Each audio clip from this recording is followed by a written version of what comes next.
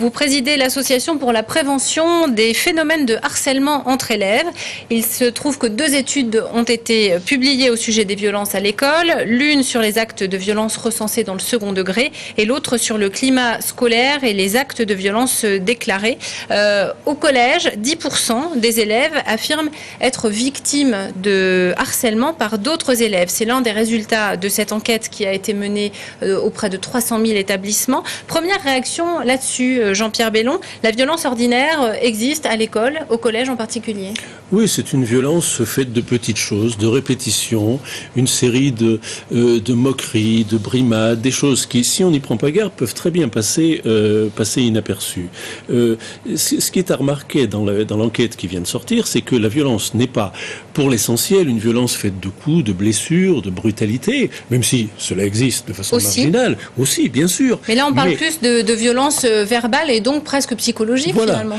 Ce sont ces petites choses qui, si elles n'étaient pas répétées, seraient évidemment tout à fait supportables. Mais c'est justement parce qu'elles sont répétées, parfois sur une très longue durée, qui font qu'elles vont rendre la vie de certains élèves parfaitement insupportable. Alors, vous avez créé cette association en 2007, justement parce que cette question de la violence à l'école n'était pas tellement prise en compte.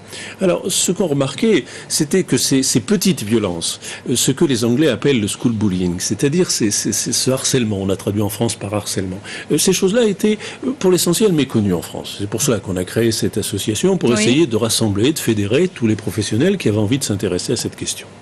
Est-ce qu'il y a des questions d'âge? Est-ce que les plus jeunes se sentent plus vulnérables, plus concernés par ces formes de violence que les élèves les plus âgés?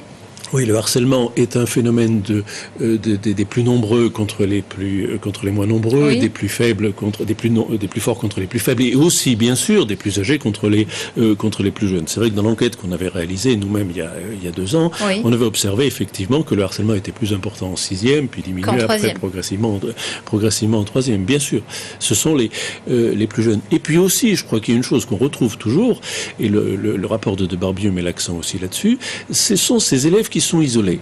C'est-à-dire que ceux qui sont les plus facilement, j'allais dire, victimes de harcèlement sont aussi ces élèves qui n'ont pas d'amis, qui sont isolés, qui sont à un certain moment dans une situation de faiblesse dans leur établissement. C'est à cela qu'il faut être attentif. Et qui passent pour les souffres-douleurs finalement. Les bons élèves sont souvent touchés, j'ai lu dans les résultats de l'enquête. Oui, il y a effectivement du harcèlement en direction des bons élèves, mais on a trouvé également du harcèlement en direction des élèves qui sont en difficulté. Non, je crois qu'il suffit d'une petite différence à l'intérieur du groupe qui va faire que le groupe va justement harceler un élève. Alors ça va des remarques aux insultes en passant par le vol des fournitures scolaires, ce genre de choses. La question centrale reste évidemment de savoir comment prévenir ces problèmes. Quelle est votre position là-dessus? Pour prévenir le harcèlement, il faut d'abord le connaître, il faut avoir été sensibilisé. Je crois que la question de la formation est absolument essentielle. Il faut que les personnels de l'éducation nationale soient sensibilisés et formés à cette question.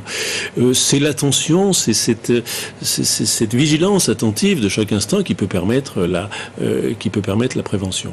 Et puis, il y a une chose auquel nous on est très attentifs, c'est intervenir auprès du public, auprès des pairs. Vous savez, pour qu'il y ait un harcèlement, il faut une victime. Bien sûr, il faut un harceleur, puis il faut aussi ceux qui sont là, qui assistent, qui regardent, qui parfois rient. C'est ceux-là qu'il faut sensibiliser, leur montrer que les conséquences sont terribles et que non, ça n'est pas drôle, ça peut faire très très très mal. Oui, et qu'il faut peut-être s'impliquer aux côtés de la victime plutôt que d'assister passivement à ce type de violence. Merci Jean-Pierre Bellon d'avoir accepté notre invitation.